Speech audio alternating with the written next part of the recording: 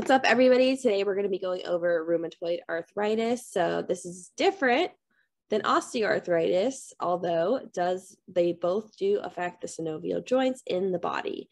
So make sure to make that you know the difference between the two, and we'll get started. All right, guys, so anatomy associated with rheumatoid arthritis, obviously the synovial joints, kind of just touched on that a little bit, but understanding that this is inflaming the synovial joint lining, and that is what is causing a lot of the pain, the stiffness, the difficulty with movement that is happening with patients who have rheumatoid arthritis. This is also causing an increase in ligamentous laxity, which is the reason why we'll see a lot of those deformities such as the ulnar drift and then the swan neck and boutonniere deformity. That's why we'll see a lot of this happening with rheumatoid arthritis. So let's kind of go into the etiology a little bit. So the main reason why this happens is mostly unknown. They're not entirely sure how it came about that people ended up getting rheumatoid arthritis, but they can pinpoint a couple of the reasons why people might get it to a few of the causes listed here. So there's a possible autoimmune component to it, either a virus or a bacterial infection. We have some other conditions that might show up after a viral or bacterial infection, such as Guillain-Barré. Sometimes even they think that type 1 diabetes might be linked to this because all of these end up being an autoimmune disorder. So the body is attacking the synovial joint lining, and that's what's happening with rheumatoid arthritis. They're thinking it might be triggered by a virus or bacterial infection. We see that this is present because of the presence of RF, which is a positive rheumatoid factor in the blood. So they'll do blood testing to see if there is this rheumatoid factor in the blood. And I believe in about 80% of patients, it ends up showing up. So big thing with rheumatoid arthritis though, and the boards will quiz you on this, is that it's more common in women who are in their middle age. So this is the same kind of category group of people that we would see with adhesive capsulitis. This 40 to 60-year-old women, way more common through this kind of age range and gender. So what does it look like? Kind of just touched on it, a middle-aged woman, because it's 3 times more likely in women than it is in men. So age 40 to 60, that is your age range for women who are getting rheumatoid arthritis. It will present as prolonged morning stiffness longer than 30 minutes. So this is one of the factors and the things that they'll ask the patient about. How long is your morning stiffness lasting for? If it's less than 30 minutes, they're thinking more osteoarthritis, but having prolonged morning stiffness, like up to 2 hours or something like that, they're thinking more of RA and rheumatoid arthritis. Now, this is also one of the differences between rheumatoid and osteoarthritis, is that this is bilateral involvement. So if you're seeing that you're having the deformity on one hand with the ulnar drift, you're going to see it on the other hand as well. You have one of the knees coming in for like a genu valgum kind of deformity, you'll see it on the other knee. They both present pretty much similarly, and then bilaterally with RA. With OA, so osteoarthritis, you're going to see it just one side at a time, like the left knee's messed up. Maybe then a couple of years later, you'll see the right, but with this, it would be like the right knee is having problems and the left knee is also having problems. The main thing that you'll see with this is a joint tenderness and swelling around the joint itself. So you'll see this a lot on the MCP joints of the hands. So where the phalanges connect to the metacarpals and stuff like that. You'll see that right through there. They'll have these big swollen nodules. It'll be tender to the touch, and it's like a little balloon kind of thing. You'll see it on some of these patients. You'll know it when you see it. So with rheumatoid arthritis, you will have genu valgum. That is the knocked knees deformity. So that is where the knees are coming together. And then when you have osteoarthritis, on the other hand, you will have genu varum, and that is the bow-legged deformity. So remember, valgum, knocked knees, varum, bow legs. Again, that pain with that movement, because those synovial joint linings are super inflamed and they are just not having it. So it's going to be painful to move, and that is why they'll have this prolonged morning stiffness as well. So here are some of the deformities that are key, that are associated primarily with rheumatoid arthritis.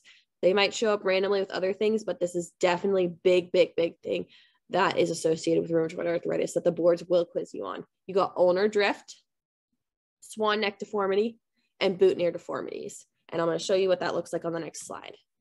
So here are the deformities that we might have here. And I hope my head isn't blocking the ulnar drift over here in the corner, but we can see on the right here that we have this ulnar drift. So the pinky side being the ulnar side. So all the fingers are starting to just kind of go towards that ulnar side. So they're literally all, and you can see this in the x-ray here, how the joints themselves, and you can see here how it's so swollen here at these last two digits. It's a lot. It's all just going towards the side, and that's because of this laxity of the ligaments that's just stretching out, and it's just going towards that side. So understand that ulnar drift specifically towards the pinky side is associated with rheumatoid arthritis.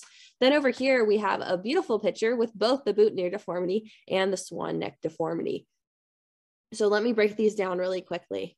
Swan neck deformity is hyperextension of the PIP joint and flexion of the DIP joint. That is swan neck deformity. I'll say that one more time. Swan neck deformity is hyperextension of the PIP joint and flexion of the DIP joint. So the distal one is flexing and the proximal one is hyperextending. Boutonniere deformity, on the other hand, is the opposite. So with boutonniere deformity, you will see flexion at the PIP joint, and you will see extension, hyperextension at the DIP joint.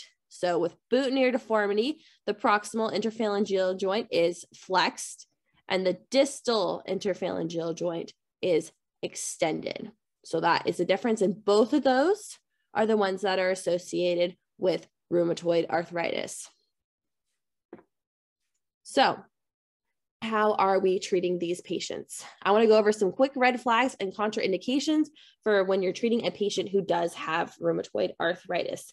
You got to make sure that we're not doing any sort of aggressive stretching. This also includes traction, both cervical and lumbar traction, and that can even be manual traction as well. We want to make sure that we're not overstretching these joints or overstretching the joint capsule because it's already so inflamed. And also the ligaments are becoming lax, especially those ligaments up into the cervical spine and into the neck, especially like the alar ligament, the ones that like keep you from decapitating yourself. Those are all super loose. So we want to make sure that we're not aggressively stretching this patient.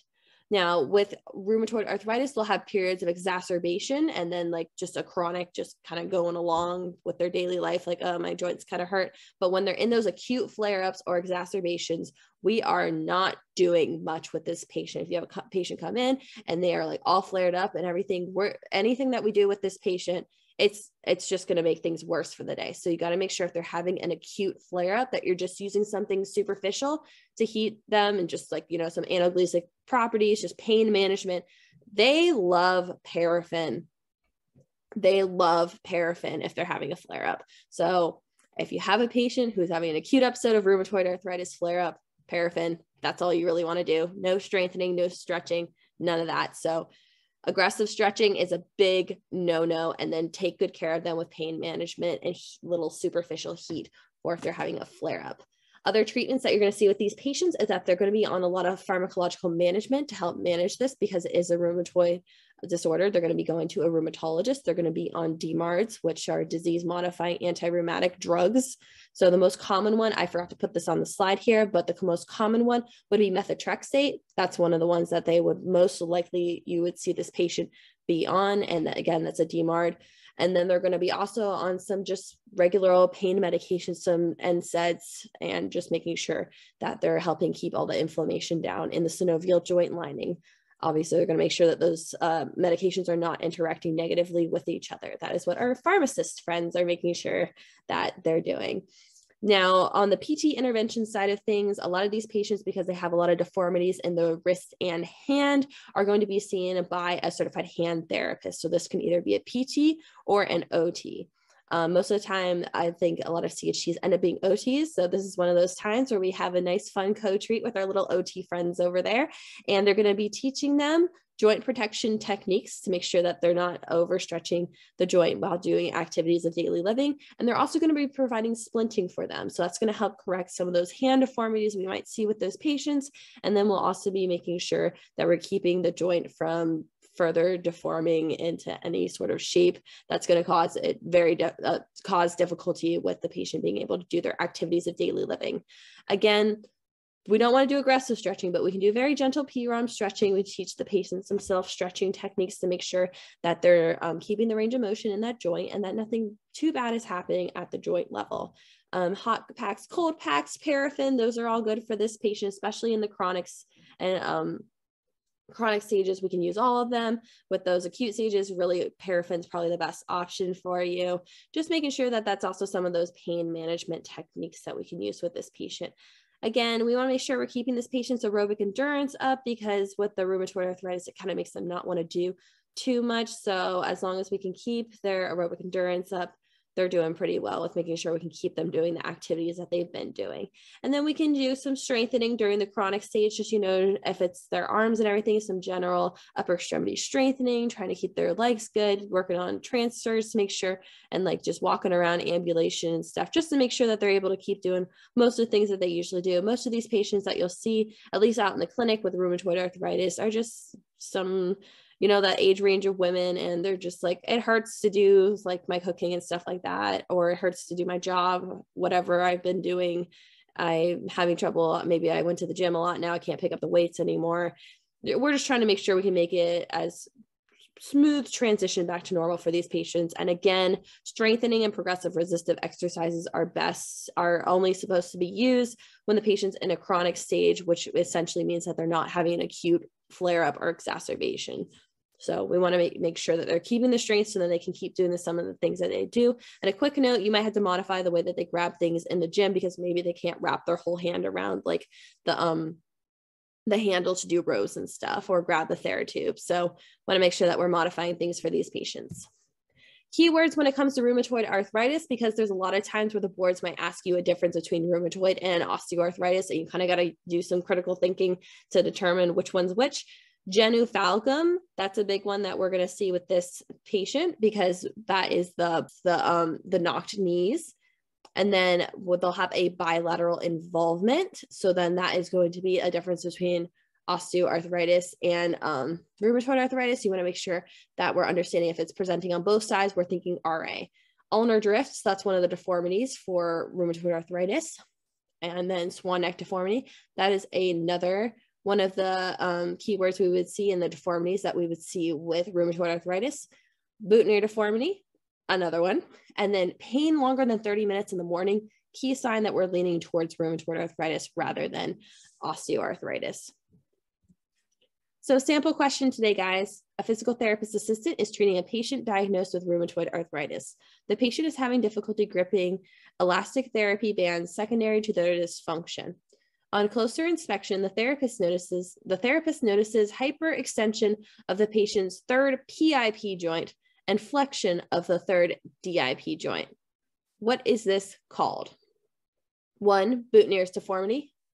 2, Heberden's deformity. 3, swan neck deformity. Or 4, Bouchard's deformity. I'll give you guys a second to think about that.